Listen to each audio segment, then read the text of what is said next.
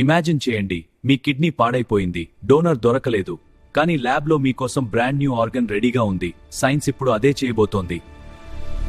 ఇండియాలో మాత్రమే 1,00,000కి పైగా మంది ఆర్గన్ ట్రాన్స్ప్లాంట్ కోసం లైన్లో ఉన్నారు. డోనర్స్ దొరకట్లేదు. చాలా మంది వెయిట్ చేస్తూనే చనిపోతున్నారు. ఇది చాలా సీరియస్ ప్రాబ్లం.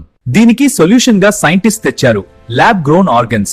అంటే డోనర్ అక్కర్లేదు, మీ ఓన్ బాడీ సెల్స్ తోనే కొత్త ఆర్గన్ తయారు చేయడం. చదివారా? యువర్ ఓన్ సెల్స్ తో. ప్రాసెస్ చాలా కూల్ గా ఉంటుంది. మొదట మీ బాడీ నుంచి కొన్ని సెల్స్ తీసుకుంటారు, సింపుల్ గా, సేఫ్లీగా. ఇవే మీ ఫ్యూచర్ ఆర్గన్ కి రా మెటీరియల్ అవుతాయి. ఆ సెల్స్ ని ల్యాబ్ లో స్టెమ్ సెల్స్ గా రీప్రోగ్రామ్ చేస్తారు. స్టెమ్ సెల్స్ అంటే ఏమిటంటే బాడీలో ఏ టైప్ సెల్ అయినా అవ్వగలిగే సూపర్ సెల్స్.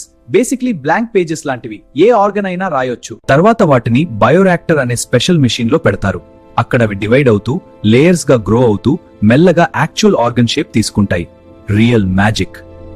ఇంకో cool technology 3D bio printing. Normal printer లో ఇంక్ బదులు లివింగ్ సెల్స్ వాడతారు. లేయర్ బై లేయర్ గా ఆర్గన్ ప్రింట్ చేస్తారు.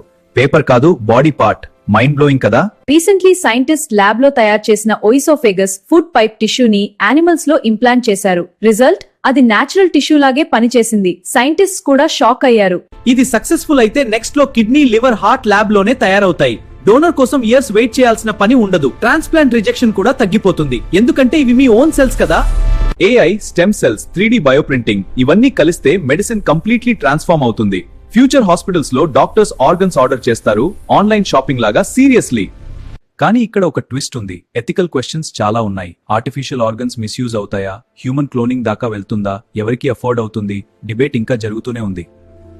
ఇంపాసిబుల్ అనుకున్నది పాసిబుల్ అవుతోంది. మన కళ్ళ ముందే మెడిసిన్ ఫ్యూచర్ మారిపోతోంది. ఈ వీడియో నచ్చిందా? లైక్ చేయండి, షేర్ చేయండి, మీ ఫ్రెండ్స్ కి కూడా తెలియనివ్వండి.